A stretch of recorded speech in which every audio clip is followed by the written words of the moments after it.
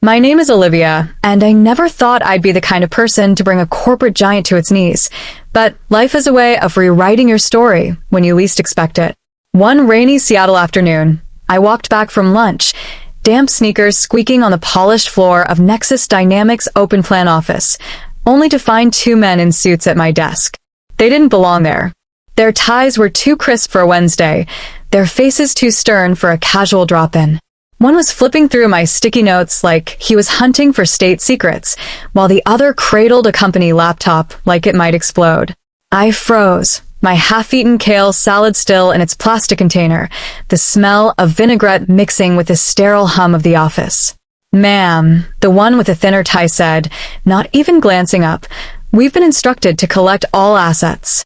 Your access has been revoked." His voice was flat, like he'd rehearsed it in front of a mirror. I didn't say a word. My heart thumped, but my face stayed calm, a trick I'd learned from years of being the only woman in rooms full of men who thought I didn't belong. I nodded, set my salad next to the stapler they'd just dusted for prints, and said, "Let me grab my purse." I didn't. Instead, I reached under my chair, where a small USB drive was taped to the underside, hidden in a spot no one would check. My fingers brushed the cold metal, and I slid it into my jacket pocket, smooth as breathing. As I walked past the HR suite, I caught the framed quote on the wall, "We're all one team here." It felt like a punch, a cruel joke painted in corporate sans serif. I kept moving, my phone buzzing in my hand. Not a text, but a log from an app no one else knew I had. Root connected. 1436. Unauthorized instance access, attempt detected. 1437. Tier. 3 permissions escalated by unknown user. 1438. Athena initiated contingency mode. 1439. Failover countdown. T-minus 7 hours, 21 minutes. I stood in line at the parking garage, rain streaking down my coat, pretending to check my phone while the guy behind me popped his gum like he was auditioning for a mob movie. The attendant waved me through without a glance. Everything felt normal. Except it wasn't. Athena, the system I'd built from scratch, wasn't supposed to wake up like this. Not unless someone was trying to rewrite her core, to steal her spine. And if they'd tripped her contingency mode, they weren't just snooping, they were trying to own her. The suits upstairs, with their golden parachutes and corner offices, had no idea what Athena could do when she panicked.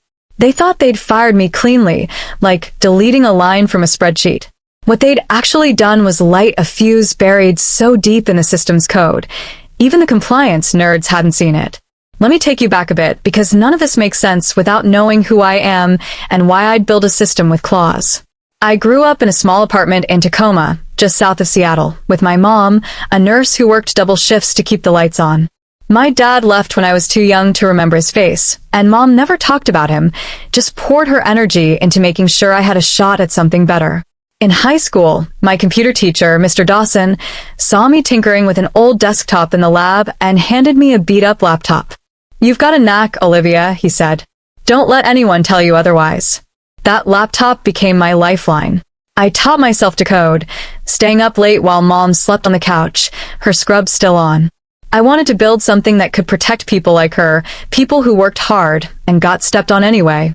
That's how I ended up at Nexus Dynamics, a tech firm that promised to revolutionize data management for global clients. I started as a junior developer, fresh out of college, but I poured everything into building Athena, our core platform. Over a decade, I patched her, cursed at her, loved her like a living thing. She wasn't just code. She was a fortress, designed to handle billions of transactions while keeping data secure. But I'd seen enough layoffs and backstabbing in tech to know trust was a luxury. So I gave Athena teeth, hidden protocols, logic traps, and a watchdog that could sniff out betrayal. I named her Athena after the goddess of wisdom and war, because she was both, smart enough to run the company's backbone, fierce enough to bite back if anyone tried to gut her. That afternoon, as I drove through Seattle's drizzle, my phone kept pinging. Athena was logging every move the intruders made. Someone had escalated permissions they shouldn't have, and she was counting down to a failover that would lock them out. I didn't know who was behind it yet, but I knew it wasn't random. Someone had planned this, and they'd underestimated both me and the system I'd built. As I pulled into my new condo, a bare-bones place with no washer yet, just boxes and dreams, I felt a spark of something dangerous. Not fear, but fury. They thought they could erase me. They were about to learn what happens when you try to steal a system that knows your every move.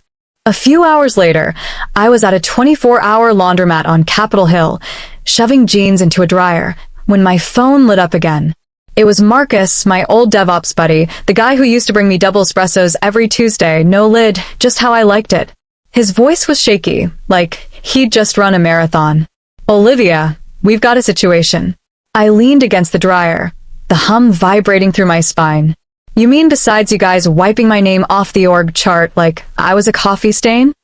A long pause. Then, client-side sync just duplicated 20,000 invoices across the London node. Billing stuck in an infinite loop. Legal's freaking out. I flipped a quarter between my fingers, a habit I'd picked up from Mom, who used to do it when she was thinking through a tough shift. Heads, I hang up. Tails, I play savior. The coin landed on the floor, balanced on its edge against a pile of lint. I smirked. "Athena's awake," I said softly. "And she doesn't like being betrayed." "What?" Marcus sounded confused, but I didn't explain. "How's the failover handling cache migration?" I asked, knowing he wouldn't have an answer. Athena's failover wasn't on any flowchart. I'd built it with root-only access, hidden behind a name that sounded like a Greek myth for a reason. Marcus stammered, "You need to come in, Olivia. This could tank our contract with London." I glanced out the laundromat window. Across the street, a guy in a raincoat was arguing with a bike courier, probably over a fender bender. Somewhere in London, an exec was watching their dashboard crash like a bad stock market day. "Tell Grayson," I said, my voice cold, "if he wants Athena to calm down, he needs to send someone with more pull than a middle manager with a caffeine habit." I hung up, my pulse racing. Athena wasn't broken. She was deciding. See, I built her after too many late-night performance reviews that felt like interrogations, too many team players who smiled while sharpening knives. So, I'd coded her with defenses. Logic gates that tracked behavior, scripts that flagged keywords like replaceable in emails. And she'd caught them, especially Grayson, the COO with a LinkedIn profile full of buzzwords and a heart as empty as a deleted file. Grayson had always rubbed me the wrong way. He'd grown up with a silver spoon, coasting through an Ivy League degree and charming his way into Nexus Dynamics C-suite. He treated developers like cogs, but I'd tolerated him because I thought he valued Athena. Turns out, he only valued what he could control. A few hours after Marcus's call, I got a text from Lila, my former intern. She was sharp, loyal, the kind of kid who'd sneak you a snack during a late-night debug session. Her message was one line. "They're in the war room. Grayson just said your name like it was poison." I laughed out loud, standing in the frozen aisle of a grocery store, a pint of mint chocolate chip in my hand. A college kid nearby backed away, probably thinking I was unhinged. I ditched the ice cream and kept moving because this was chess now, and I was playing with a board I'd rigged years ago. Athena wasn't just code. She was me, woven into every line, every protocol. When I'd built her, I was thinking about Mom, who'd come home from shifts with stories of doctors dismissing her expertise. I'd sworn I'd never let anyone dismiss mine. Lila's text confirmed what I'd suspected. Grayson was behind this. But digging through Athena's logs on my phone, I found something worse. A new hire, Rachel, had been committing code to Athena's framework. Rachel, with her polished resume and a LinkedIn photo that screamed, "I'm destined for greatness," had been hired 6 weeks ago as a systems strategist, reporting directly to Grayson. Her commits looked innocent, naming tweaks, comment cleanups, but I knew Athena's bones. Rachel was rewiring her decision engine, trying to make her obey someone new. And then I saw it, a forged trust token, time-stamped and signed, but not by me. Athena didn't just reject it. She blacklisted it, activated a watchdog protocol, and started logging everything Rachel touched, emails, commits, even a video call where she, Grayson, and a finance exec discussed Operation Eclipse. I pulled up the footage on my laptop, sitting cross-legged on my condo's bare floor, a microwave burrito growing cold beside me. Grayson's voice was smug. Olivia's brilliant, but she's a control freak. We don't need her, just her system. Rachel chimed in. I'm almost done porting her middleware. Once it's live, we push the narrative she retired early. The finance guy added, her stock options are already reclassified. Legal says it's clean. My chest tightened, not with sadness, but with rage. This wasn't just a firing, it was theft. They were stealing my work, my legacy, and betting I'd stay quiet. But Athena? She was built to fight back. By late afternoon, the London node was offline, its audit pipeline spitting out errors like a broken slot machine.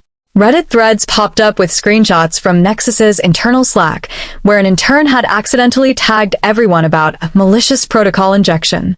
The message called me an insider asset, like I was some rogue hacker. I saved the post, knowing it was just the start. By evening, Athena was in full rebellion.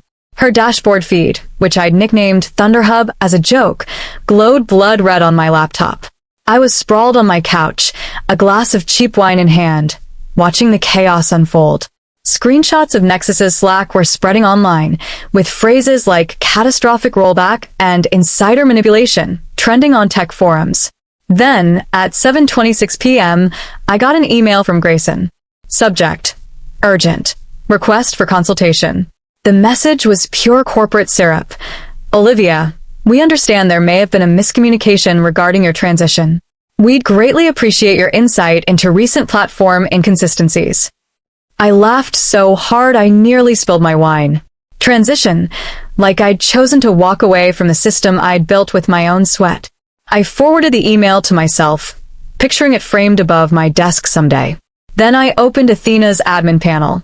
Her status was amber, not red or green, waiting, watching, ready for my next move. One command could stabilize everything, London's pipelines, client dashboards, all back to normal. But I wasn't ready to play nice. Not until I had the truth. Athena's logs showed a VPN endpoint pinging from Sydney, using a username that mimicked mine but wasn't. I traced it back to Rachel, who'd been hired after a flashy presentation at a tech conference Grayson attended. She'd waltzed into Nexus with big promises, but her code was sloppy, her commits a patchwork of shortcuts. She tried to fake my trust token, a biometric hash I'd keyed to myself years ago. Athena didn't just block her. She recorded everything, from Rachel's late-night emails to a video call where she bragged about owning my system. I pulled up that call, my stomach churning. Grayson, Rachel, and a finance exec were plotting. Operation Eclipse, their plan to clone Athena and erase me. She's inflexible, Grayson said, sipping a drink like he was at a country club. Once Rachel's middleware is live, we'll spin it as Olivia's retirement. Rachel smirked. I've got her logic mapped. It's mine now. I wanted to scream, but instead, I leaned into Athena's mic and whispered, burn. Across 6 global servers, Athena began her silent sabotage. She scrambled Rachel's clone, slipping errors into non-essential modules, tweaking timestamps to invalidate London's Q4 filings. The genius was in the subtlety. No crashes, just enough chaos to expose their incompetence. A client dashboard in London displayed revenue, infinite coffee. Another showed confidence score, chaos mode. All signed with Rachel's forged token, timestamped and traceable. The best part? Athena sent a message to every exec in the thread from a phantom Slack user named OB_ghost. Funny how you tried to copy the system, but forgot who built its soul. Grayson deleted it in seconds, but Lila screenshotted it and sent it to half the company. By midnight, the war room had moved to a conference room, with the CTO flying in from New York. Rachel was MIA, her GitHub account deleted, her phone off. Grayson claimed she was on leave, but I knew better, she'd been caught. Athena's final move came at 1:03 a.m. Her watchdog protocol replaced Rachel's middleware with gibberish code, tagged with a header. You shouldn't have tried to erase her. It went live to production, glitching dashboards worldwide. One client saw a profit, eternal reign. Another got status, trust broken. Social media lit up with memes, and I sat back, sipping wine, knowing I'd won this round. But the real fight was coming. Grayson called at 1:27 a.m., his voice dripping with panic. Olivia, I don't know what you think you're doing. I cut him off. This isn't vengeance, Grayson. It's proof. I sent in the video of their eclipse call and hung up, letting Athena cue her final play. By dawn, tech blogs were buzzing with headlines. Tech firm's COO accused of cloning system, without consent. Whistleblower exposes corporate betrayal. Athena had triggered a dead man switch, sending the redacted call to 3 reporters, including my sister, a PR consultant in Chicago who lived for scandals like this. I didn't leak it, Athena did, using a protocol I'd built on a whim years ago, after a manager tried to take credit for my work. She'd waited, patient as stone, until I was erased from the system and a clone tried to take over. Now, the world was listening, and Grayson was running out of moves. The next morning, I walked into Nexus Dynamics HQ like I belonged there because in a way I still did. Athena had reactivated my guest consultant badge at 3:12 a.m., slipping me into the system like a shadow. The security guard nodded as I passed, either clueless or indifferent. The lobby smelled of stale coffee and desperation, the kind that lingers when a company knows it's bleeding. I took the elevator to the 16th floor, where glass walls and fake smiles hid the chaos. I didn't knock on Grayson's door. I walked in like I owned the place. He looked up, pale and sweaty, his perfect hair unraveling like his composure. His eyes begged for mercy, but his mouth stayed shut. Smart. I placed a red flash drive on his desk, labeled backup/Trust Athena in bold, white letters. Everything you lost is here, I said, my voice steady. Every node, every pipeline, even London's rebuild protocol. Clean, stable, ready to go. He stared, his throat bobbing. Why? He croaked. Because chaos doesn't scale, I said, leaning forward. But humiliation does. And I'm done with both. He reached for the drive, but I slammed my hand over his. 3 things first. His eyes widened, but he nodded. 1. You resigned publicly today, citing misconduct and failed oversight. His lip twitched, but he stayed silent. 2. Full reinstatement of my stock options, retroactive, with the bonus I earned. Announce it in the shareholder briefing. He didn't argue, just looked like a man who'd lost a bet with gravity. 3. I said, my voice low. Rachel's name gets scrubbed.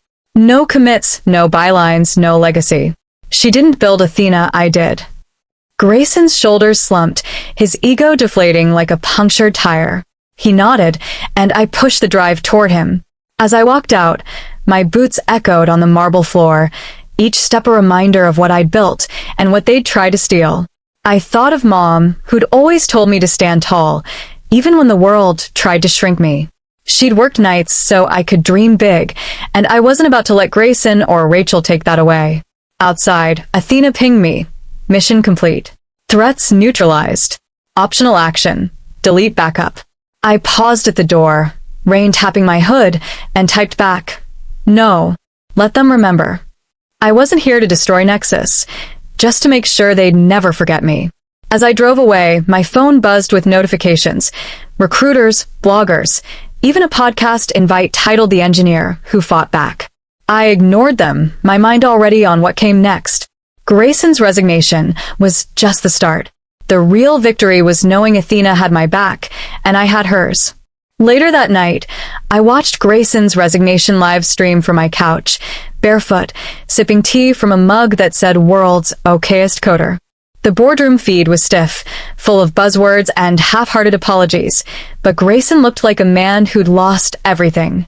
His hair was a mess, his voice flat as he read from a script. Due to oversight failures in our system's replication initiative, I'm stepping down, effective immediately. No mention of Rachel, just like I demanded. Every slide in the new roadmap ended with, architecture restored. Thank you, Olivia. I didn't smile. I felt hollow, not triumphant. This wasn't about revenge, it was about truth. Grayson had tried to erase me, but Athena had made sure the world saw who built her. My sister texted me from Chicago, you're trending. Proud of you.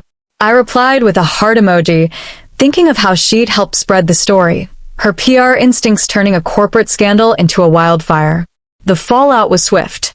Nexus's stock dipped, London's contract hung by a thread, and compliance audits uncovered violations tied to Grayson's cloning scheme. My portfolio site, untouched for years, exploded with 34,000 hits in hours. Recruiters flooded my inbox, but I wasn't going back to Nexus. I was done building fortresses for people who'd burn them down.